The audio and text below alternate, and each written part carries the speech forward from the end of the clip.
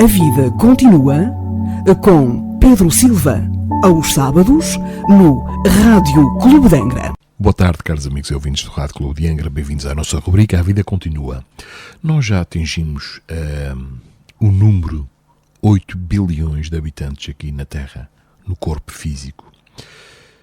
Infelizmente, a maioria sofre, passa por momentos pouco agradáveis, mas faz parte deste mundo ainda de provas e expiações.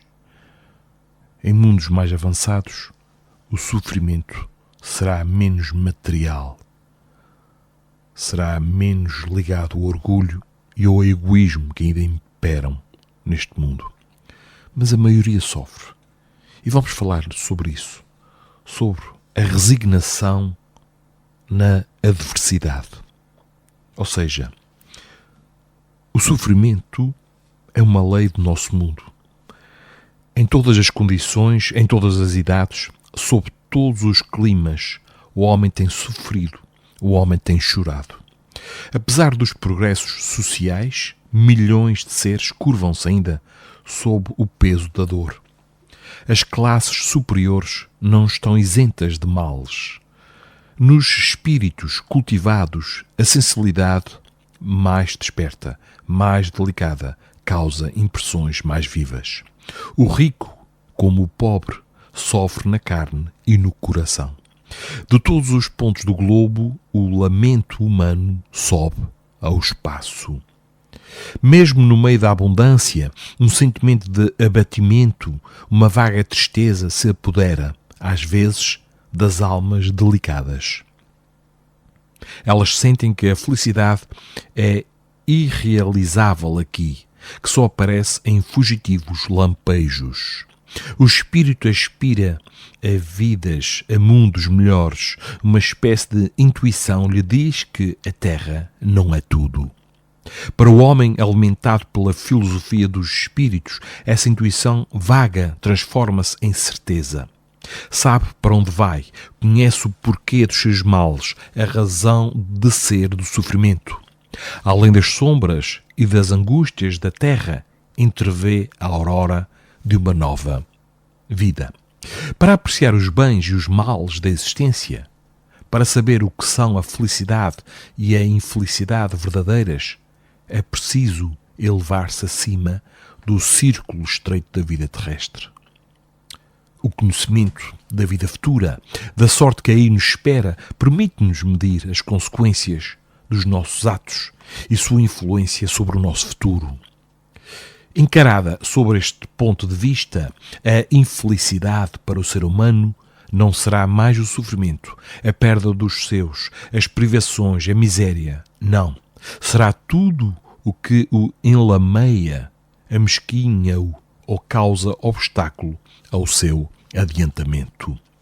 A infelicidade para aquele que considera apenas o presente pode ser a pobreza, as enfermidades, todo o tipo de doença.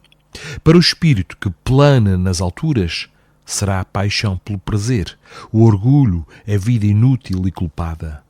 Não se pode julgar uma coisa sem ver tudo o que daí decorre. E é por isso que ninguém compreenderá a vida se não lhe conhecer nem o objetivo, nem as leis.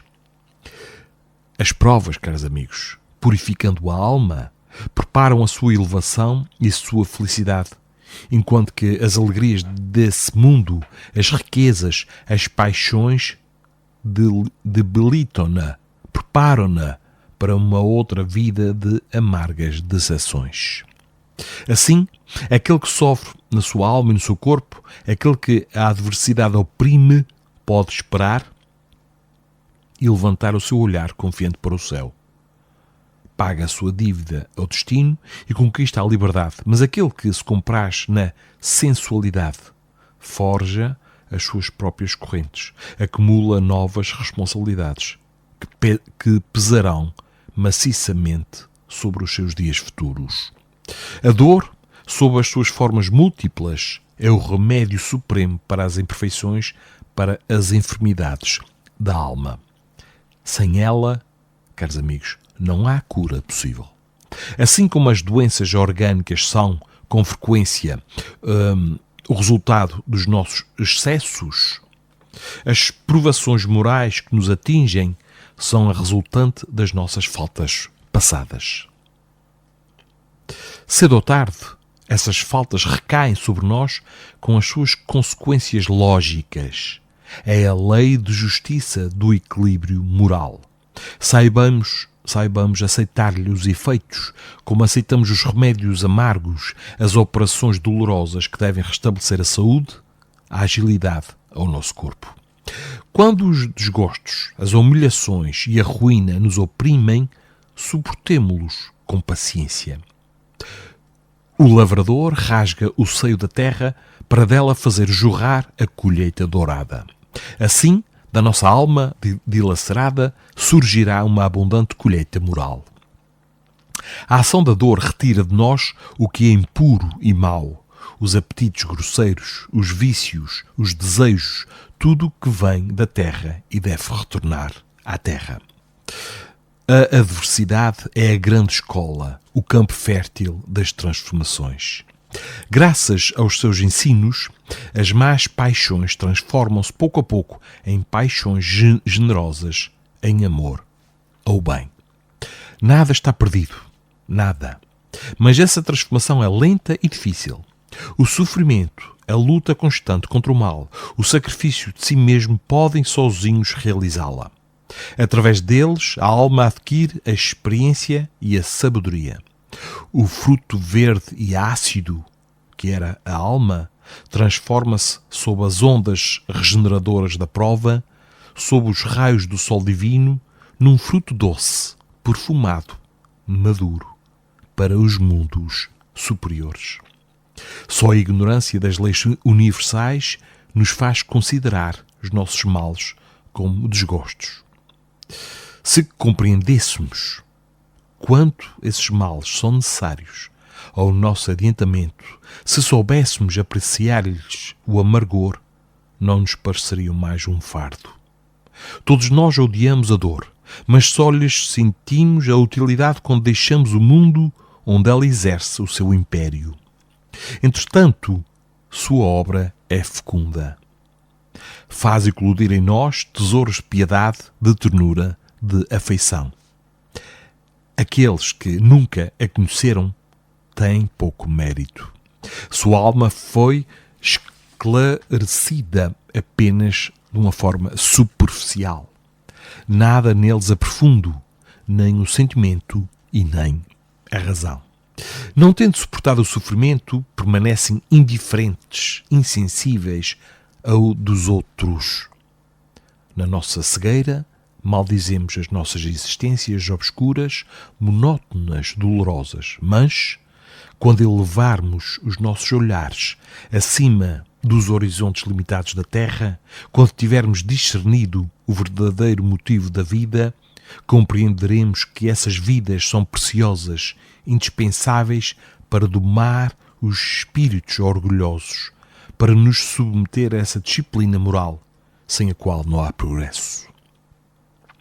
Livres das nossas ações, isentos de males, de cuidados, deixamo-nos levar pelo ardor das nossas paixões, pela sedução do nosso caráter. Longe de trabalhar pelo nosso melhoramento, não fazíamos senão juntarmos às nossas faltas passadas, faltas novas, enquanto que, comprimidos pelo sofrimento, em existências humildes, habituamo-nos à paciência, à reflexão, adquirirmos essa alma do pensamento que, sozinha, permite ouvir a voz do alto, a voz da razão. É no cadinho da dor que se formam as grandes almas.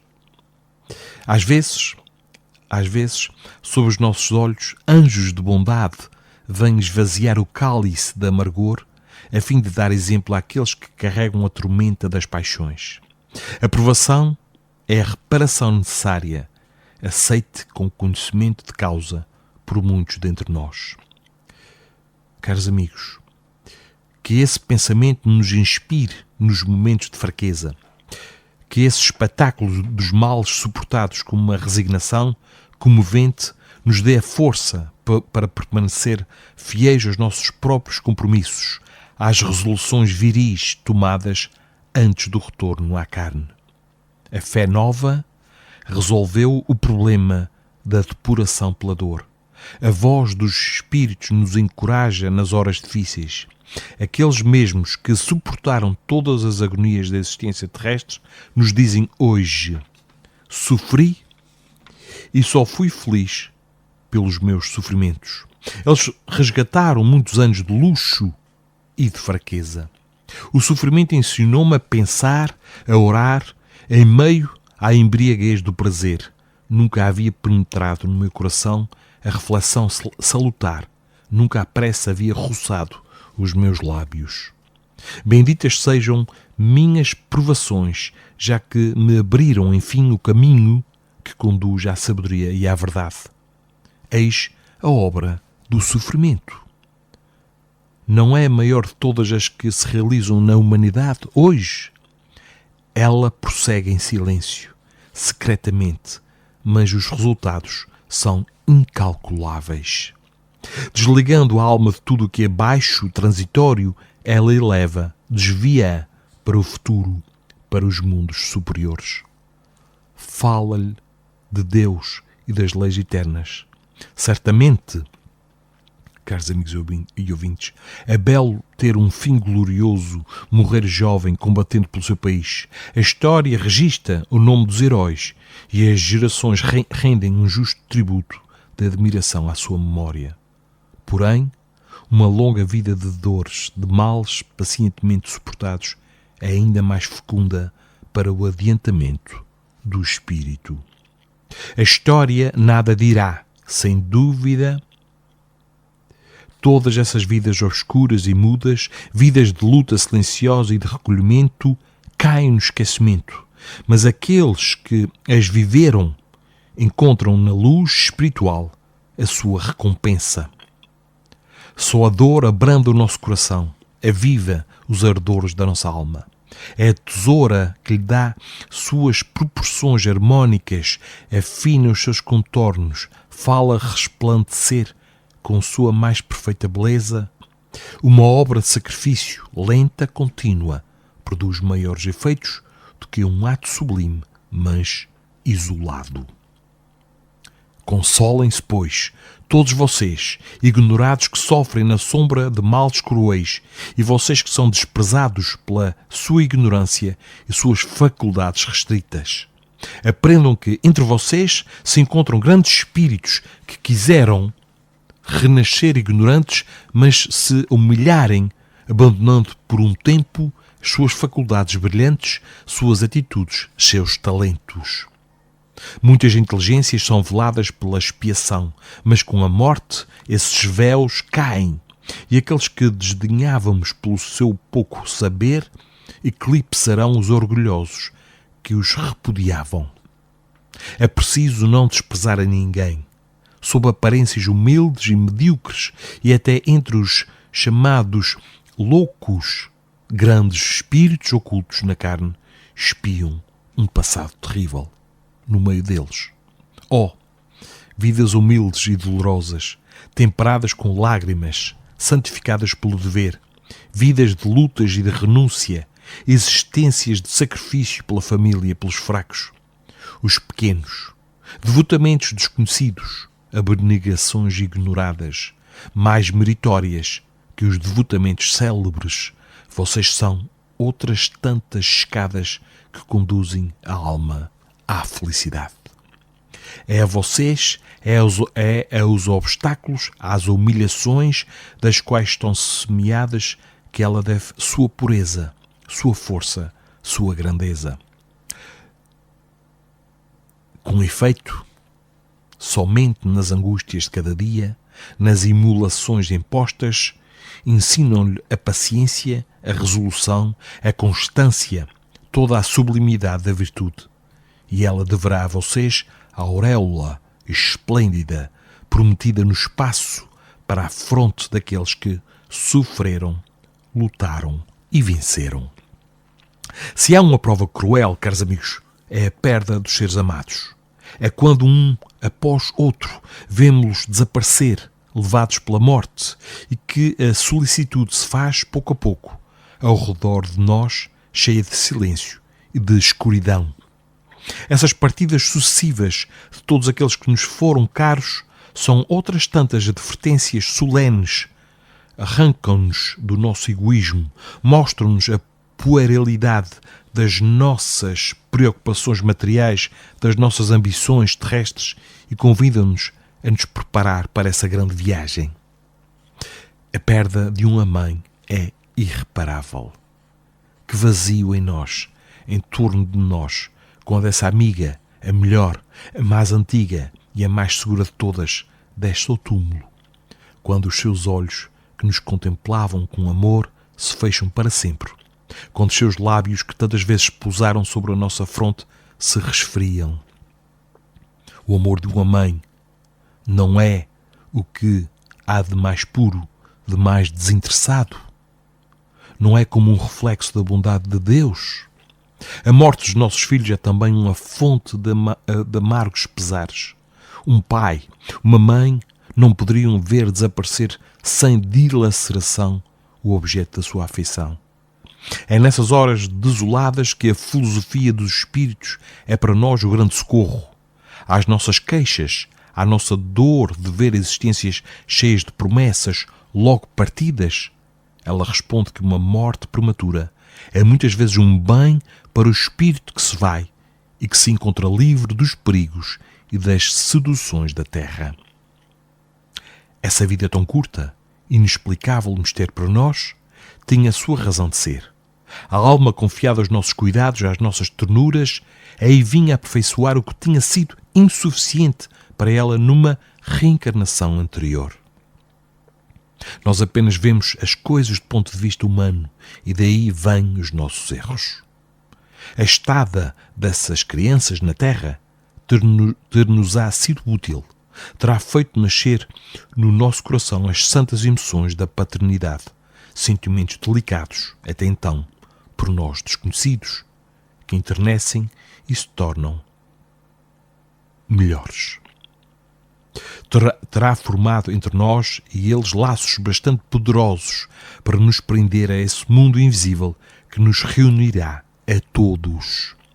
Pois aí está a beleza da doutrina dos espíritos. Com ela, esses seres não estão perdidos para nós. Deixam-nos por um instante, mas estamos destinados a nos reunirmos de novo. Que digo, nossa separação é apenas aparente. Essas almas, essas crianças, essa mãe bem amada estão perto de nós. Os seus fluidos, os seus pensamentos nos envolvem, o seu amor nos protege. Podemos mesmo, às vezes, nos comunicar com eles, receber os seus encorajamentos, os seus conselhos. Seu afeto por nós não se dissipou. A morte tornou-o mais profundo e mais esclarecido. Eles nos exortam a expulsar para longe de nós essa tristeza vã, esses desgostos estéreis, cujo espetáculo nos tornam infelizes. Suplicam-nos para trabalhar com coragem e perseverança pelo nosso adiantamento, a fim de reencontrá-los, de nos reunirmos na vida espiritual. Lutar, caros amigos ouvintes, contra a adversidade é um dever. Abandonar-se, deixar-se levar pela preguiça, suportar-se sem reagir aos males da vida seria uma cobardia. As dificuldades que temos a vencer exercem e desenvolvem a nossa inteligência. Todavia, quando os nossos esforços se tornam supérfluos, quando o inevitável se ergue, chega a hora de apelar para a resignação. Nenhuma força poderia desviar de nós as consequências do passado. Revoltar-se contra a lei moral seria tão insensato quanto querer resistir às leis da distância e da gravidade. Um louco pode procurar lutar contra a natureza imutável das coisas, enquanto que o espírito sensato encontra na provação um meio de se retemperar, de fortalecer suas qualidades viris. A alma intrépida aceita os males do destino, mas através do pensamento se eleva acima deles e transforma-os em degrau para atingir a virtude.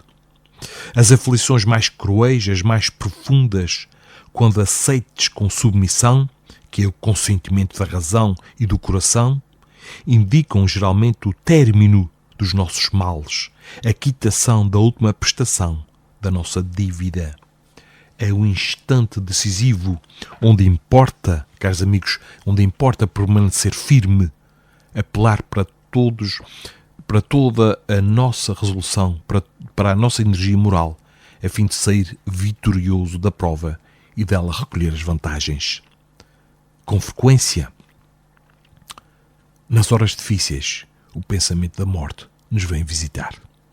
Não é repreensível pedir a morte, mas só é verdadeiramente desejável quando, após ter triunfado sobre todas as nossas paixões. Aí sim.